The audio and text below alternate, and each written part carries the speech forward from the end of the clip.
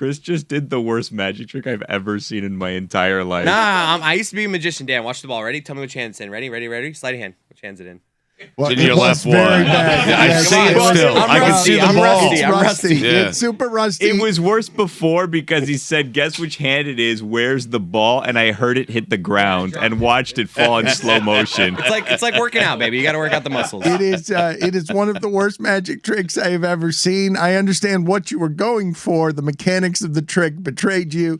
It fell apart. I could clearly see the ball through your knuckles in the hand that was holding the ball. It's too big of a prop to use for that trick. It's supposed to be like a penny. But I saw the entire what the genius you were going for, the real and true magic that you were attempting there. I could see the mechanics of it as the seed of an embryo. But I could see also the ball that you were trying to hide. Should I give it another go? Roy, come here. Yeah, try it again. Roy, ready? Roy, watch. Roy, you got to watch. All right, Witty, I'll do it to Witty then. I'm here for it. Ready? Magic on an audio medium. It's in your right hand. Damn it. Magic Chris. Your left. It's also for those who can't see, which is everyone. He's doing it with a bright blue golf ball, which is very easy to distinguish from his hand. Yes. It keeps getting caught between It's in your knuckles. mouth. Oh, my God, he got me. It's in between your Magic's knuckles. a thing, man. I love magic. It is a thing. Did you go to magic camp or anything? A couple weeks of magic camp when I was like 12. That's how I learned how to juggle. So you didn't learn anything? I learned how to juggle, actually. It's like a pretty cool thing. Pretty cool party You had trick. 2 weeks of the magic in you. You had the curiosity, and that was the end of it. Because at the time, I had a whole bag of tricks. But yeah, all I've retained is juggling. to Billy's point, he's not just saying that it's funny to see you attempt magic. And if you want to get better at this, I'm willing to watch it or not watch it. Next Moss Miami. No, not Moss. Well, it can be next Moss Miami, but it can also be the world's worst act in 2022. I'm going to do magic with no video. And when Billy says it's your hands and the ball is blue, one of the funny things that's happening here that he's not giving you the details on is that hand is a slab of meat and it is pink and white and pasty with freckles. And so a blue ball really stands out. Yeah. Like really, when you could see it through his meaty hand, it's in no way hidden. He could hide a penny well in those hands if he went with a penny. Better. A penny you could do some work with. A giant blue beach ball that we can all see is not great for magic. I really feel terrible about what I'm about to admit. I throw pennies on the floor now. What? I have no use for pennies. What do you mean? This might not surprise you. I have a little cup holder thing where I can keep my coins so that they don't fill up my car. So I just put a little quarter in there. It's like a little slot. And I have filled the penny slot to such a degree that it has room for no more pennies. So what am I going to do with these pennies? But you just litter? Yeah. Huh. Yeah, weird. I litter. It's for me as far as like a federal crime. That's how I feel when I'm doing it. It is a shocking admission. Whittingham knew, and I admire your boldness. I admire your bravery. Poor Whittingham. He lobbed that out there knowing that all of us were going to swat this down with judgment, the man who discards pennies, but he offered it to us in the name of content. You know where I put it? I place it on the line in between cars in the parking lot, so the line that separates it. I gently place it on the ground, hoping that an enterprising person will want to pick it up. I know people that like picking up pennies, and they see them on the ground, so they get out of the car and they pick up the penny. And so I place it for them. I'm certain they prefer you hand them the pennies. That's a good shout. Right. How weird would it be if I'm walking out of a Publix and I just hand someone a penny? Here, take this penny. I don't want it. I want to know about your friend that enjoys picking up pennies. I see people. It's like, ooh, penny. Like, you know? Billy. There are people that are willing to pick up pennies. I'm just saying I'm looking for that person that's long and just enjoys picking up pennies. But are Billy and Whitty now spoken? No. Is a secret revealed between friends? Because you're saying you like to pick up pennies. Yeah, find a penny, pick it up all the day, you'll have good luck. That's the motto I used to live my life by. But then Pre-COVID, though, right? Exactly right. Yeah. COVID changed everything for me. Yep. I was like, I don't know how this works. I don't know if I'm going to get it from touching a quarter. Did you think that money was clean before COVID? No, but I didn't think that it didn't have COVID on it, though. Exactly right. I didn't think a penny would kill me before. I thought like, it's fine. Everybody touches money. It'll be okay. But then when I'd see the penny, or sometimes when you saw the quarter, that was the big one. You saw a quarter and you're like, you know what? This is a great day, but not anymore. So much so, and I think I told you guys this already once before, I was walking in like one of the first weeks that we were back down Ocean Drive, and I saw a $20 bill on the floor. And I was masked up. I had blue surgical gloves on. I was walking down the street, and I was like, can't risk it. Can't risk it. I have a family now. No. I can't risk dying over $20. Really? Yeah, because Wow. at the time, it's like, I used to walk through bushes at the beginning of COVID if I saw someone else coming down the street, because they're like, you can't be within 6 feet of people. And I'm like, I'll make it 8 to 10. Thank you very much, doctors. So I went and I was like, rudely so. If we're walking down a sidewalk, everyone like kind of like go to one side, mind their own business. I was walking up hills, through shrubs, over to like piles of you've dirt. navigated the slalom. You're the last person in this country who has not gotten COVID. No, I had it. I'm the last person that hasn't gotten COVID. You haven't gotten actually. it? Wow. No, I haven't How do gotten you know? Wow. I think I Amin. mean, That's a good point. Amin Thank you. claims to have never had Amin's it. full of Right. shit. He's had it That 80 can't be times. true. No, It Amin, can't be not true. only did Amin have it, Amin was supposed to be in as a surprise on that roast that I did, and he got gonged at the door. They wouldn't let him That into was the he room. claims that was a false. positive. Yeah, Yeah. Yeah. Tony saw it. But what false does that mean? You saw it. It was a false positive. Please explain how you He know was in a false positive. Okay. He was in line, 2 people in front of me when we were all getting tested, right? Yeah. He walks in, they kind of do the thing a little flimsily, may I add. They put the stuff up his nose. All of a sudden, he sits down. He's looking great, looking fine, looking spry. All of a sudden, they're like carrying him out, like almost like arresting him. Pushed him out a door, and like he's No, positive. I'm come like, on. no, that can't be. Come on, and it wasn't. Come But on, wait a minute. I'm telling you, Dan, went I from saw it with my own eyes. This is a false eyewitness account. Oh no, it's true. It You're was right telling- next to Zoe and Poppy and your mom were right there to the left. Did you can ask see? them. Did you see the levels that he tested at? Did you see the little thin, pale, It was- pink line that it shows up on the wasn't- at-home test? Yeah, it wasn't. You know what? I didn't like it. Okay, your You wasn't a your fan? story. This is Tony. Tony, your story is falling apart, and your move, okay? And this is something Billy is trying. Oh, he's not trying. He has gotten it off the ground. There is no phrase that Billy has used more in the last 6 months than "I don't like it." It's because he got it from me, Dan. I did steal that from Tony. Chris just showed me right now a headline: Kentucky woman hospitalized and nearly died after picking up a $1 bill she found on the ground. It had Exactly. fentanyl on it. A little different, but What? That fentanyl stuff, man. I saw in Colorado there was an arrest. There was some ridiculous arrest where they said car seized with enough fentanyl to kill 50 million people. A country. Ow. I mean, Ron said yesterday that a snake had enough venom in one drop to kill 15 people. And I was like, I didn't want to press because I'm very respectful of Ron McGill and his time. I didn't want to press, but I was like, how would you transfer that drop to 15 people to kill them all? Like, is it enough What's to the kill one experiment? person Yeah. 15 times over? Or, like, are these people on their deathbed making out All with right, each other put and it on- passing put it? it- Like, it's hard how's to this ration happening? that out. You're right. I couldn't yeah. figure it One out. drop. Billy, go ahead and put it on the list of questions for Ron McGill next week, even though you don't like to bother him. I would never. But Tony, I need to get back to what Tony just did here because his story is falling apart and it's flimsy. He is claiming to have witnessed, and just follow me here. This is Amin's alleged false positive, but Tony's alleging to have seen that it was either false or positive. He saw them both because he was there, and Billy is yelling at him, "What? You saw the strips, but now you've made the story that at our roast that Amin was racially profiled and then dragged off in handcuffs." Yes. With They a were false pseudo positive handcuffs, though, arrest. Dan. You're saying it's a false. You're alleging racism at the roast and a false positive arrest. Look, I know it was a pseudo handcuff situation. It wasn't really like the metal ones or the plastic ones that the cops use. It was almost like, Chris, if you can stand up for a second. Like zip ties? No. It was like a hand. It was like a hand like this. That's the last Yeah. It was like a hand. Yeah, it was like a hand situation where they kind Right. of held him and then like were really You pushing him saw out. a COVID arrest, is Yeah. what you're alleging. That's Exactly. the last thing I would want to do if someone tested positive right in front of Well, me. he Is had let me get mask close on. to them and grab. I'd want one of those Touch like his hands. orbs. Right. You know what I mean? Like Yes. you put him in like one of those clear orb beach And roll balls and him then back just, like, into a hotel All room. right, you got to keep it moving here. Yeah, Roll 'em out? Yeah. Like something you'd roll down a hill, like Yes. Yeah. I've Yes. done that before. You have? Yeah, it's tremendous. Wow. You're a ball of surprises today. I did it in New Zealand. Except for the Yeah. stacking You've of been to New pennies. Zealand? I've been in New Zealand. It's called zorbing. You go running down a hill, You go inside of a plastic ball, With a and Z. then you get pushed down a hill, and you're like bouncing around inside of it. Seems It's tremendous. terrible. No, it's really Seems fun. dangerous. Really What? fun. Push down a how Puke. steep is the incline? Yeah. I don't remember. I was in high school. What'd you do in New Zealand?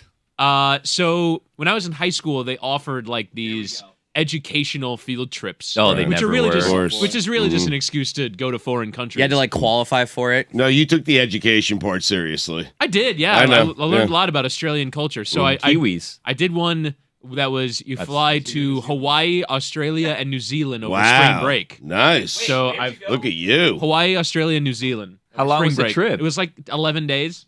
Too short. It is too short. However, the longest flight of my life, Auckland, New Zealand to Los Angeles, row 71E. About 18 hours. Last row of the 14 plane. It hours. was a double-decker plane. Middle seat of 4 for like 13 hours. About the longest flight. Were that you I've ever- amongst friends at least? Yeah. It was you deal with it when you're 17 years old, but my God. How was the experience on a double-decker plane? Well, I wasn't Were on you the second deck. upstairs? No, I was jealous Right. of the people, but I've Right. been on a few planes where I've had the chance to go double decker, but I never take it. It feels like it's for the aristocrats. It's not for me. Can you put on the poll, please, Guillermo, at LeBatard Show? Does the double-decker plane feel like it's for the aristocrats? Yes or no? We have had some polls slipping through the cracks here, I think, because we've just got a lot of overflow around here. I need to get back to this pennies conversation because, again, I don't want to just skip past this. Fancy Lad is a man of such proper wealth that he discards pennies in the street and calls it charity. He litters what is trash to him now. The pennies no longer have any value. He puts them on the street and he rationalizes the behavior under this is .org. People like picking it up, and Billy's defending it with, well, I liked picking them up before COVID. Yeah, find a penny, pick it up, all day you have good luck. So if you have 5 pennies, do you stack them one on top of each other? Do you place them next to each other? Make designs? What do you do? I've only ever done this with 1 penny, but yeah, I think if I had like 3, because if you got 5, you'd have a nickel. And the nickel is worth keeping. But in your car, Chris, like how many pennies before you can't So take any more pennies? I have 50 pennies right now in my car. Why? Take them So out. a stack of 50. I know. Right. I should just Roll take them up, out. take them to the Right. bank. What am I going to do with? But like, What do we do with pennies? I'd like to ask right, you guys are all all this. judging me as if you Guys. guys have used a penny any time in Guys. the last 10 years. Guys. Not using cash anymore. Let's make a pact right now. Well, I was gambling again. Oh, okay. Listen, gang, I'm here to take your change, okay? I'll set up a cup. I'll put it right here. It'll be Billy's change cup. If you guys have anyone want to change, just put it in Billy's change cup. I'll be happy I'm to in. discard it for you. It'll have to be a bucket. I usually just leave my change to whomever, cashiers. Same. I Yes. leave whatever Not the dollars. But. I don't want to have the. I just leave it for people, and if I'm doing that, I would imagine that pennies or something that I put it on the poll, Guillermo, at LeBatard Show, because what are the options on what to do with the pennies? You can either keep them. I can't imagine that a lot of people are using cash very much anymore. You gotta go. Well, you guys are if you keep getting change. You gotta leave $1 plus your change, right? There's nothing more insulting to a barista than give me back my $7.13, and then my only tip for you is sliding that 13 cents into the cup. No, but I think it's got to be $1.13. But you think that's insulting while Billy's saying make that my barista I mean, I'm just saying, cup. if it's over 50 cents, maybe I feel decent about it. If it's like 7 cents Chris, change, I'm putting an extra $1. If everyone in there coming in to buy coffee every day Does 7 put cents. I get 13 it. cents in there for the entire Right. day. They sell so many overpriced cups of beans, and some's going to be 13, some's going to be 57. If everybody puts it in there, they're going to have legitimate money. It's such a sad sound, 7 cents hitting a cup. Yeah, you guys are trying to. I think what Dan is saying is he's leaving change everywhere. Like if I go to a gas station and there's $2.67 in change, I'm just taking the 2, leaving the 67. I'm not doing that pinch I a don't penny want thing. change. I'm not doing the No. pinch a penny thing. Because who's that change going to? I'm not I leaving. don't I'm know. only The leaving next it if there's a person who tip needs jar. it. The next, well, at It's these not going places, to me. if it's I at a mean- 7-Eleven, they put it in a place where if somebody needs it, they Right. can. That little blue tin, that take a penny, leave a penny. I thing. mean, that's Don't not trust really that. what they're doing. I know, but I want to get back. I love Their Stugotz. You guys pockets, are making I mean. yourselves out to be Bill and Melinda Gates here, giving people 12 cents at a time.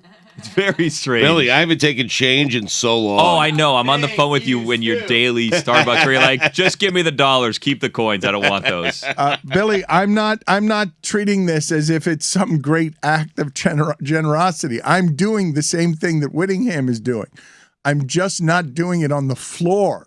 And say, I'm not throwing 7 cents and telling the barista on the floor, here, you can down on your knees, pick up my scraps. Picking up change. I do want shocking. I don't know what the options are on pennies though, because you could just throw it behind you. No, well, if Like you salt? throw it, How no, is if you different throw than it me in, placing it on the ground? no, if you throw it into a body of water like a pond or a lake or a fountain pond. over your shoulder, it's good luck. Pond. You make yeah. a wish and then you do make that. a Yeah. wish. I love You don't doing need a that. pond, though. Yeah. I actually used to think all the time when I was at Disney, and it was like a strange thing, but I was like, in my head, I always had a situation where I was going to be in negotiations with someone with a lot of power, maybe Iger, maybe somebody else, right? And in the negotiations, the only thing that I wanted was all of the change from the Pirates of the Caribbean ride.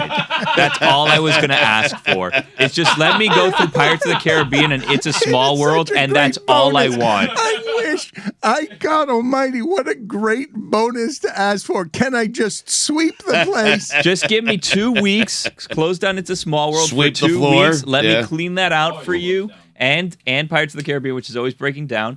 And I'll be fine. Just give me that change, and I'll be good for it. So this is a dream you had. You said multiple times. Billy, I love that dream because it is the most wonderful cascading place with water where you have it for distance. And of course, there are coins all over the place. I want to get back to what Chris Cote was saying, though. What is the sad amount? The saddest combination of sounds that I can throw in the barista's cube. Is it 7 cents? Is it a dime? I think it's 8 cents. I think it's a nickel and 3 pennies. But a nickel's heavy, though. Yeah. A nickel might make the sound of a quarter. So just 4 cents. 4 cents. would be fine. 4 cents, and particularly if the cup is empty and it's just rattling around and it has like an aftershock of noise. So is it 4? What is worse, 4 cents or 3 cents? I'm going forward. 4 pennies bouncing around in an empty cup as like I have no use for these, but maybe you could. And your logic is, if 78 people do this today, decent day for this people. No.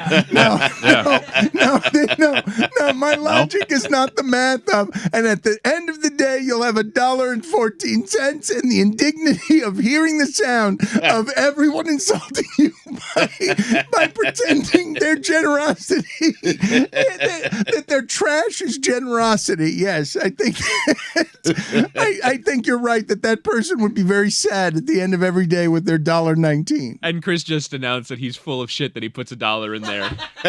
He doesn't put the $1 in there to make it seem like he's full of generosity and putting the $1 in. In Woody's defense, though, we can all agree the worst smelling coin is that copper penny. Yes. Yeah. Like, it's the one I 100%, want. yeah. You get rid of it and your hand has this must. But how many would I find if I went to your house, Billy? I'm going to your house right now, Hey, and I'm looking for pennies. well, I have a change jar that I bought at Navarro that has like it counts how much money you're putting in when it's going As in. you put it in. Yeah, Right. it's great. It's really cool. I used to have a washing machine on my floor that only took quarters, so I had to buy rolls of quarters. And one day they moved to the card system, and I just have a giant roll of quarters now that I don't know what to do with. Take it to the bank. A roll of quarters, $10. Right. Yeah.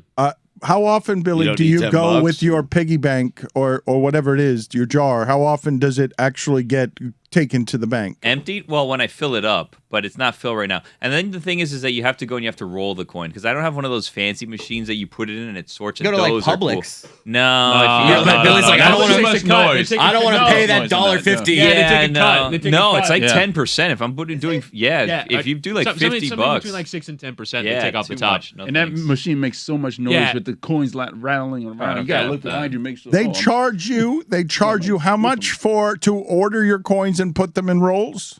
They charge no, so like they'll give you like you take it to one of those machines where you just like dump it all in. First of all, we're then trusting that it's counting properly. Because if it was me, I'd be doing it one coin at a time because I don't necessarily trust that this coin machine is Billy, accurately. you'd be there all day. I mean, I know. Well, that's why I don't do it. That's why I roll my own coins. No, but Billy, if you I'm sure that doesn't take forever. But if you chuck a penny in there, like if the first thing you throw in the machine is a penny, it won't even say that it's counted a cent because it's already taken its rake. And so, you'll throw a penny in there and it'll say 000, and it's like, what have I done here? Have I just thrown this away? Yep.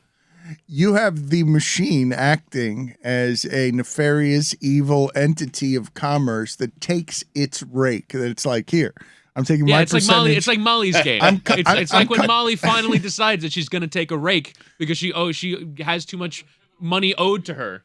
I'm going to big point of the movie. I'm going to cut your percentage.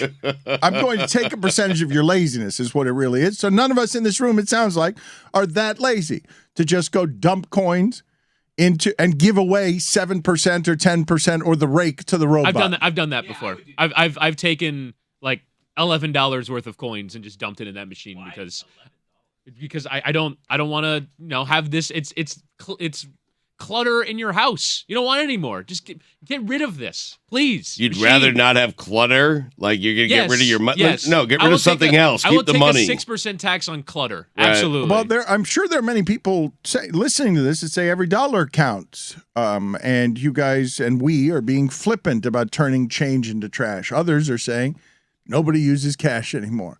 But where are your pennies? The rest of the people in the room. I don't ever pay with cash unless I have to. Really? So if I went to your house, how many pennies am I finding? I have a jar. Like me and my wife had a jar, but at this point we use cash so little that it's filled up so slowly. It's probably a jar this like a foot tall, and it's probably half filled, and we've been filling it for 3 years. Mm-hmm. Can't be any more than 3 cents. It can't be. Just kept around in your house right now. Yeah. Yeah.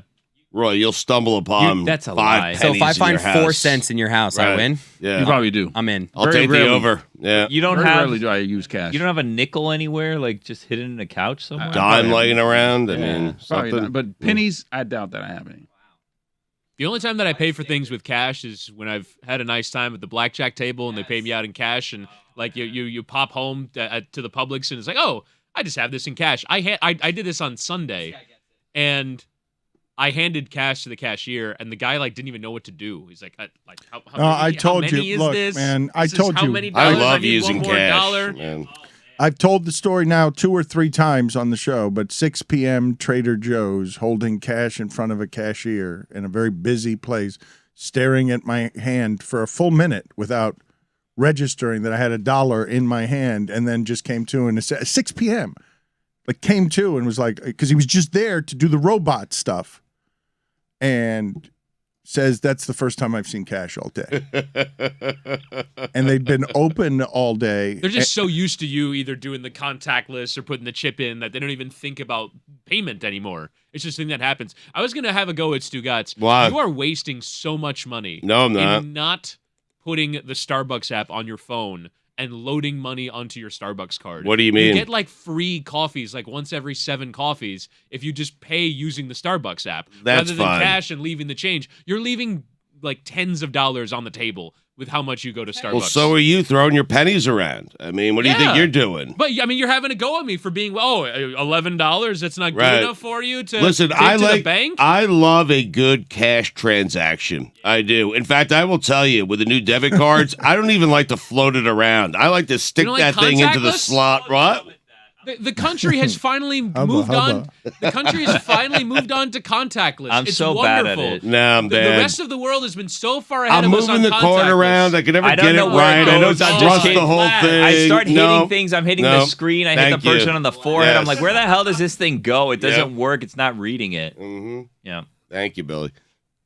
For what? You know the problem with why we're Agreeing going with me. why we're going away, I think, from cashless things, because I'm more likely than not will also use a card. It's because if I'm paying in cash, I'm not getting rewarded in any way. Where if I'm paying with a card, I could get cash back, or I could get bonus this, or I get points for that. So I'm not incentivized to use cash except for my love of change. And you've just come to the conclusion that ultimately the best way and most efficient way to do it is, instead of discarding pennies, just get all rewards for all of your transactions of any kind. I have an idea because we've been talking about Starbucks. I was yesterday at a Starbucks doing some work before a game I was doing last night, and I was there for 1 hour and 40 minutes, and I had only purchased one $4 coffee. and I felt like I was stealing from Starbucks. Like that I was essentially like Office Space. Yes, exactly. Yeah. Starbucks they're in the office space business. They are not in the coffee business. Oh wow, put that on the poll, Guillermo. Starbucks, coffee business or office space business? I think one coffee buys you 2 hours. There's a guy at my local Starbucks. No. He will get a muffin and post up there for hours. Girardi? A muffin. Yeah. Joe. Manager of the year, Joe Girardi. I think if I make a purchase at this Starbucks, I get at least 2 hours of work time. So they want me there. They want me there working, spending money. No, they don't. Theoretically, they don't even check if you've bought anything. You could just sit down at the table for 8 hours, never order a coffee, and they can't kick you out, as far as I can tell. But I sat there yesterday, and I felt bad that I was getting too much out of my Starbucks experience. I actually got up and left. So I have an idea for Starbucks, for their next frontier in making shed loads of money. I think they should charge $10 an hour for you to use their tables. Really? And so I think people. Is this after your first cup of coffee? But here's the trade-off. You don't have to buy a coffee, and the Wi-Fi is vastly improved.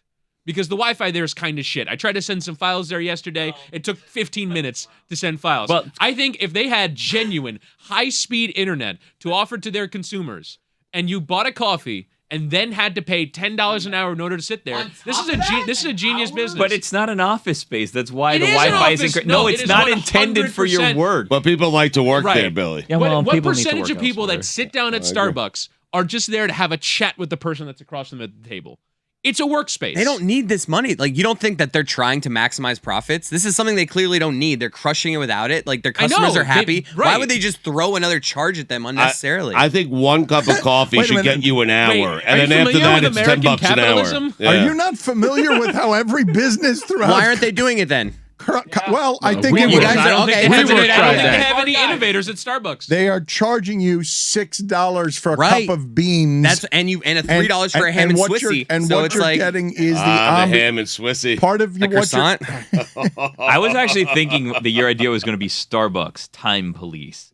That they have a time force that's there and they're watching you when you sit down. And each thing that you order has a time assigned to it. Like, this is the amount of time that you have to enjoy and consume. It'd be too much pressure, but I like it. What if every table had a meter? It had a meter. Wow, so there's meter maids inside Starbucks. Right, you had to feed the meter. And then you go and you give them keep tickets. Your spot at your table. And the tables with outlets cost extra. Oh, no. Whittingham is your out here. Your Starbucks would be empty.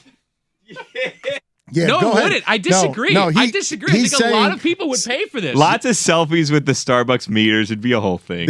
Witty, I'm not sure whether another like Amazon Starbucks will show up and undercut you, but I would be down with the idea of the addiction of Starbucks now. Brand, cup of beans, that you are right. That people are so addicted to it that they'd pay a little bit extra. I don't know where the line would be. Like if I tell you $1 an hour for a table instead of $10. Too low, man. Yeah, like it's like parking in Wynwood. It's like $2.25 an hour. It's like probably a little bit too expensive, but you know what? I have to do this because I came here to work. If you're going to be someone who decides in the new era after the pandemic to be, you don't work from anywhere. You work from wherever you want to. If you're going to spend 8 hours here, you're going to pay something for office space. What if Starbucks... Camping here with your muffin. What if Starbucks innovated and all of a sudden they had cubicles? Or like, like in a lot of... Open it is floor, a WeWork. A lot of just made Starbucks work. So much worse. Open floor plan offices where they have like rooms where you can take a call. What if Starbucks had a room where you could take a call? You're making it an airport lounge now. Yeah, that's what I'm doing. How about massage tables? Why not? Oh, that'd be nice. Why not? What are we doing to Starbucks? So many They're people doing fine on their own. So many people get a lot of things out of going to Starbucks. Why not add some amenities, add some services that you can get at a Starbucks? Here's the thing. When you're at Starbucks and you're getting work done, you don't want to stop. People like the ambience of... Did I say that correct? Yeah. I mean, it's ambiance, whatever. Tomato. They love it. And once you get going, you can't stop. So I do think there is a good amount of people that would pay a little bit extra for an extra hour or two at a table. Such a great shout. shout. I'm with like, Woody on this. Did Yeah. you just call your own shout a good shout? You No, did. no, Yeah. You did. I You said did. Stu You Gotz called was your good. own You called shout. your Great own shout. shout. Yeah, it's a Yes, good you shout. said your Right. original He idea agreed was with you, yes, and he you're agreed like, with that's your good shouts, shout. Stugotz. You Right. just shouted great did shout that. into Yeah. a mirror and heard Yeah. the echo of great shout. But I think Woody's on to something. I am. do too. And I'm But proud they of him. already get Yeah. the $10. Look, let's say you spend How? $14 on a coffee and a ham Right. and Swissy. Yeah, How much did that cost the them to make? ridiculously overpriced No, but- everything, Stugotz. But Chris, what I'm telling what you, he's talking about already exists just in the price. Chris, but I've had a double espresso and I've sat there. I'm not getting any work done. I just sit there, right? And those are like Why are you $2. just sitting there? and I not like doing to any sit work? there. It's I nice. would- The Starbucks is nice. The music. Another it's great nice. shout, Stu Yeah. Gotz. I You're don't rolling believe with that. that. $2.50. I'm there all day. I don't mean, believe that to be true. I don't either, I'd but- love to follow you for a day. Chris Cote is so right. Imagine Stugotz is now making himself the That's guy. what I do. He, Yeah, I do. he is Buddha, and he starts meditating with an espresso in the middle of a little Starbucks. ham and Swissy. I mean, You're Chris. Ham and Chrissy. Chris, what is it? Go ahead, tell me. What is the most accurate appraisal of how you think the Stugotz? All of it. You know what? Billy, you come up with your own too. The entire Stugotz experience, walking into a Starbucks. oh, Billy's been on the phone with me when I'm Every doing day it. he's. Yeah. I honestly want to follow him just for a day because Stugotz. But then you'll have to make the drive back. I Well, mean, but that's it. Stugotz will simply not sit still or stand still for 2 minutes. Like we'll be recording something. And it's like no, that's the thing is he's always somewhere. Well, one where he's not supposed to be or expected, but he's always somewhere else. So it's like we'll be recording something, we'll have something else to record 30 minutes later, and he'll call me, and I'm assuming like, oh, you know, whatever. And I can clearly hear he's in his car driving somewhere. I'm like, where are you going? Yeah. We have something 5 minutes from now. You were where you needed to be. You're going. So he's like, oh, buddy, I'll be home in 2 seconds. It's like, why did you leave? Where are you going? I'm on the golf cart, and it's usually a heater. You're always somewhere. How long do you think, honestly, you sit still for? Because you're always I have a moving. hard time. Billy, you're right. I have a hard time standing still, sitting still. That's why I don't believe you would ever just sit in a Starbucks. I have, though. Like, on the rare occasion, I'll get a double espresso. I'll sit there. I'll scroll through Twitter a little That'll bit. calm you down, the double espresso. Do you at least put a No. laptop in front of you? Because it's weird if you're just sitting there without it. No. It's too much work. I Do just you sit there. just Yeah, waiting just for sit them there. to heat up your sandwich? No, I just sit there. You know, I observe. I look at the people coming in. I collect my thoughts. You know, I don't think It's I believe him reflection either. time, Dano. Billy, Yeah. I'm with you. I don't believe this Saturday morning. You know. He's always on the go. Mm-hmm. You speak of recording with him, and now I want to get to something that has been a source of amusement in the Reflecting in a shadows Starbucks. here. You guys this morning were trying actively to keep a secret from me. Now, I don't know what can be said here because yesterday Stugotz had a day of taping, and he came in here and told me that his daughter had a funny reaction to his day of taping, that there were 3 guests. She only cared about one of them. She only knew one of them. But she really cared about one of them, and it made Stugotz sad because he's like, no, the other 2 are really great too, but I'm old, everything's changed. So we had in the stretch of about an hour, right? Wait. Well, I'm telling the story of my daughter. I know, but I think Billy wants the reason I told the story We were the going way to put that I out did. the week of the fight, but now you're just telling everyone we The did it way 3 weeks the ago. reason I told the story the way Scrub that I it, did is dude. because I didn't know what Billy wanted told here because you guys were clearly trying to keep it away from me. I'm staying out of the way. Billy, have at it. No, you'll say it, and then I'll bleep the names. So, Well, no, have at it. okay, so we had 2 recordings and 1 recording that was kind of flexible. Stugotz has been working on for about a month now. Oprah.